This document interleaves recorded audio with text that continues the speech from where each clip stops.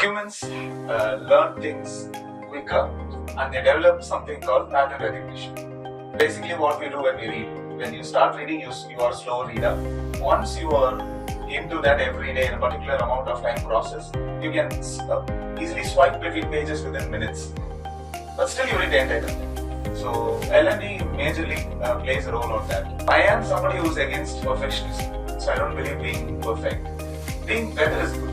So when you try to become a perfect person or perfectionist, you set up a destination point. Right. And once you reach that point, you are blank and you don't know what to do. So I would rather put people in a journey than an ultimate destination. Welcome to the Thought Feed, a podcast from Inspirasis Solutions Limited. So our podcast is exclusively thought leadership and expert insights from various domains, which where we come up with many people who share their fresh ideas and perspectives in their respective domains. So I'm Yamini, and I'm here to dive into the fascinating world of learning and development, which you all know is all about how organizations help employees develop their skills and allow them to move forward in the competitive landscape of business, and where their skill set is beautifully exhibited. So today we have with us Abinash, who is our L&D manager, and we'll dive deep into the topic where he will share his expert insights on how L&D functions and how L&D really helps people to flourish in their careers. So let's get started. Hello Avinash, how are you doing today? I'm doing good today. Tell me. Yeah, so before we kind of get into the deeper topics, Okay. I would want to know how did you start and how your interest towards learning and development has developed. Okay, so that is something I was able to find out from my undergraduation. I studied English literature. So once my literature is done, I had two options. Basically, how it is done here. You either become a professor or teacher, Right. or else you try to get into another communication development program or somewhere where you help others to understand the language, the pronunciations, the grammar of it and everything. Right. So I was fortunate enough to have good mentors, I should say that, at that time. So I had people around me who helped me understand the emerging function called L&D. So I took an MBA, I did MBA HR, and after that I landed a job in human resources right away. And slowly it started up. I was able to understand that I felt alive when I was there, off the side of the boat than sitting and listening. Right. So I understood, okay, this is exciting, nice. So how can we make it better? So slowly I got into learning and development, understood the concepts of teaching and everything. Then initially started with induction. Basically, every corporate trainer starts their career with induction. So slowly after induction, it moved on to other aspects. So now I'm specialized in behavioral skill and transformational skills, where I make people understand themselves better to become better people, both in their personal life as well as their professional life. So improvising people's life every day is like an interesting job to Absolutely. do. You're creating an impact and you see the results right in front of you. That goes really great, and I'm looking to create more established career in LNOB. Right. Yeah. So somewhere, as you said, your studies were more to do with literature and Yes. language. So somewhere language gives you that edge where you can really help people out Of with course. communication skills. Yes. But as we also understand that L&D is not just about communications. Yes. But it does play a major role, and ultimately, like you said, being on the other side and helping people to deliver, or represent themselves better. Yes. So that in a way enhances their confidence as well. Yes. Right. Actually, understand this from a very basic level. Okay. I would want to know how this could be L&D as such can be helpful both personally and professionally. Okay, so you have to understand the human thinking pattern to get into this L&D. I'll put it in layman's terms. Do not worry about all these jargons. Yeah. I'll try to make it as simple as possible. Correct. Yeah. Humans learn things quicker and they develop something called pattern recognition. Basically, what we do when we read, when you start reading, you are a slow reader. Once you are into that every day and a particular amount of time crosses, you can easily swipe between pages within minutes. But still you read the entire content. So L&D majorly plays a role on that, making people practice the things they want to become. Right. Make them understand how to do things better the next time, better the next time. So I am somebody who's against perfectionism. So I don't believe being perfect. Being better is good. So Right. you when you try to become a perfect person or perfectionism, you set up a destination point. Right. And once you reach that point, you are blank and do not know what to do. So I would rather put people in a journey than an ultimate destination. Because if you put up an ultimate destination, if you land there, you are okay and happy for a short period of time.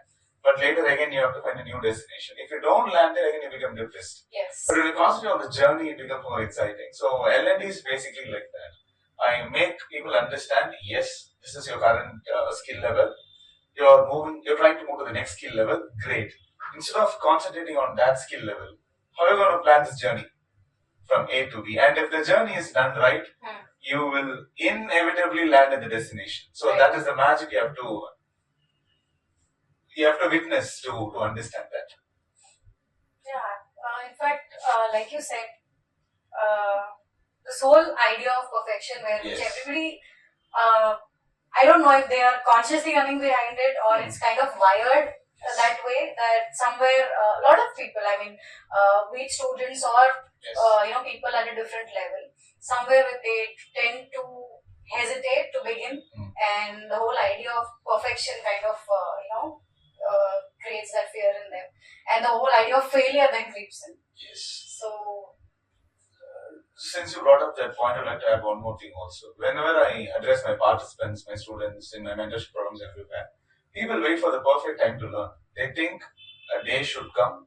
I should finish all my prioritize things. right. I should set up things in the right way. Once I am relaxed, I'll start learning. Yeah. But learning doesn't happen that way because Exactly. you're not going to be relaxed. Yes. Life is going to keep throwing challenges on you back to back, at work as well as in your personal space. Correct. So if it goes that way, there is no perfect day to start your learning journey. You just have to start it slowly. Take one step at a time, and once it goes on, you'll figure out how to make more time towards it, and you'll eventually end up being a better person. Correct. So that's how it goes. You cannot wait for the perfect time to come. You just have to start whenever you want. Exactly. So I think our listeners or our viewers can actually get this point right, kind of ingrained in their head that it's so important to begin Yes, obviously. than to wait for that auspicious moment that, Exactly. okay, this is the right time. Exactly. Yeah, in fact, this is something that everybody suffers from, I believe. Yes. Right? That right time will come and then probably we'll start. Yes, that point is absolutely noted. Yes. So, moving ahead, how do you see L&D area or domain? Since you said you started, like you said, that we have either two options, either become a professor Yes. or a trainer. So, how do you think this could be very different from the traditional methods of learning and development? Okay. The traditional method concentrates on making you understand a concept. Basically, you take teaching from KG to matriculation level, high secondary level, and then you move on to your undergraduate and post graduation. Until post graduation, all your tutors are concentrated on making you understand the concept. Whether the concept comes out really well, whether it's going to be useful to them on day-to-day basis, is not a part of that education system. But when it comes to a work environment, especially a professional environment, you are going to be taught things only that you need. That's how we're going to fix up the curriculum. If you're somebody from Java, I'm not going to teach you other languages. You're here to learn Java and become a better person in Java. Likewise, you take all the other soft skills or all the other important managerial skills. Let's say problem solving. Problem solving is something which is going to be useful every day in your life. So when we teach such skill to them, we eliminate a very important factor called boredom in learning. Because most of the time, the learning journey is affected by a single component called boredom. People either get dropped off in between the learning journey or they become distracted. Because end of the day, if you're not going to implement it every day, or if it is not useful for you every day, you will obviously start lagging back in learning that process. So when it comes to professional environment, that application and ability to implement the things that you learn, that gives us an edge to people who teach in professional places than people who teach in traditional places. So here we have a purpose. Right. When somebody steps into a classroom training or an online training or an OBT or whatever kind of learning they are trying to get, they know what skill they hope to learn that day and how it is going to help them become a better person. So that gives an anchoring effect. That's what we call in L&D work, that anchoring effect, where this program should have some meaning towards that participant. Once you create that meaning, once he or she knows, or anybody, sorry for the pronouns, anybody who steps into the program, they know, okay, once I finish this, either I'm going to become this person or it is going to be useful in this way. That is point one. Right. And point two, learning is more now diverted into a self-paced one than enforced one on that. Right. Because in schools and colleges, basically learning is enforced. You'll have to finish a particular portion or particular topic within the stipulated time, and you will undergo a regular test cycle which will test your knowledge on the topic. This is a traditional way of learning. But when it comes to office, the same skill can be learned by people at different paces. Some may spend 20 minutes a week in a program. Some may be ready to spend 2 to 3 hours a day in a week a program. End of the day, it is how you are going to learn it. I'm not worried about how fast you are learning. My only worry is, or my only concern from an L&D department is whether you have learned it or not. Correct. Pushing everybody together on the same day to learn a concept is not going to work out, and people have understood that. So basically, people find L&D in workplace fascinating because they actually start learning in a very comfortable way only in office.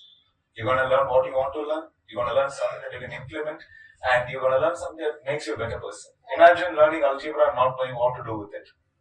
Absolutely. I'm not against maths or mathematics. I think. But still, the purpose. When you miss the purpose, that is where you lose track of your participants. Exactly. When you have the purpose hard, when you have the purpose on note, on time, people are actually open to learning. And one good thing I'd like to add up is, generally there is a notion about every 5 years, generation changes and the learning pattern changes. Okay. I started my career in 2014. When I started my career, learning was a different ball game back then. You just have to be really good in your communication. Anybody who speaks really good English, who has got a good command over language, can become a corporate trainer. Because it was a lagging point at that point of time. Correct. But now if you take, I see a lot of introverts becoming excellent trainers. People who don't speak well, people who limit their communication skill, people who are less expressive can now create meaningful content also. Right. Because of the use of technology and AI, we are able to transform ideas into very expressive ways without the person being expressive. Initially, finding a very good L&D person was difficult because content and the person both has to match up. Right. Now, with the use of technology and other things, we can create expressive contents, even if that person is not that expressive. So people are getting an edge in L&D nowadays. Your thinking and your idea is more important than your persona. So that is changing the game altogether when it comes to corporate training nowadays. Right. So things are going interesting, I should say. So that means it is kind of evolving. Obviously, yes. Obviously, how it was earlier. Yes. A much more much more inclusive. So L&D is basically used to be people from the star club. People who are really good in oration, people who do really well in communication. They will all be put together in L&D. Right. So now L&D is like an inclusive space. People who don't converse that much can also be part of a very dynamic L&D team. They can become fantastic instructional designers. So we have different functions scaling up really well in L&D. So can you tell us what's kind of hot right now in the L&D domain? Okay. As it trends, how is it trending? So there are multiple things. I'll try to give away 2 things which people can correlate in every aspect. First is something called gamification. Right. So as I told you in the beginning, human brain has an ability to understand patterns. So we have developed over evolution an ability to identify patterns, understand the meaning, and work or react accordingly. Right. So gamification is something which tries to simulate several scenarios which you may face or may not face, and it creates an element of getting a scorecard, having a badge, a milestone to cross. It makes the learning an exciting journey, basically. So gamification is going to make a lot of rounds around in the learning fraternity, in my opinion, first one. And second thing is blended learning. So blended learning is also becoming unavoidable thing, to be honest. So previously, I still remember vividly in 2010, 11, 12, those times, after the financial crisis of 2008, India was able to survive that. And after that, training became an important aspect because we don't want clients to think we are redundant. So training became an important point, and classroom training was a staple back then. So where you have to put people back to back 30, 45 days of training. That was very exhaustive, and people found it very challenging, to be honest, because you're coming to office every day, you're going through a learning curve, you are tested simultaneously, and if you don't clear the assessment again, your job is also on the line. Correct. In schools and colleges, you don't stop a progression. Right. If I don't complete my 6 papers in my first semester, I have a chance to do it in the second semester, but there is no wall for me to hit. But when it comes to professional learning, you cannot progress. It is a milestone. Unless and until you cross point A to B, you are not allowed to go to B to C. So that was a very big challenge for people, and they found learning a very difficult thing. Then slowly, the learning fraternity understood how to ease it up, and all those things came in, and now blended learning adjusts to everything. Basically, it is a combination of all practices: self-learning, classroom training, outbound training, on-the-job training, training through technology, AI, virtual training, focus group discussions. All this comes, and we create programs where every element has one role to play in it. Okay. So you start this month by doing a classroom training, next month you get into an on-job training course, and the third month you get into an outbound training, and then you get into a self-paced training. Then later in between you get an generative AI to help you understand what you really want and how your skills goes up. And people find it, okay, what's next, and that keeps them going. Yeah. Instead of being put up in a classroom for a particular period of time, people find it really helpful. So these two things will change the learning process in itself, a lot of gamification and blended learning. But it is the duty of an L&D person or L&D partner to sit with people to make them understand. The training model of Zepto was really interesting because I was able to have a proposal with kind of the same platform with Zepto Services for learning. So Zepto teaches their delivery partner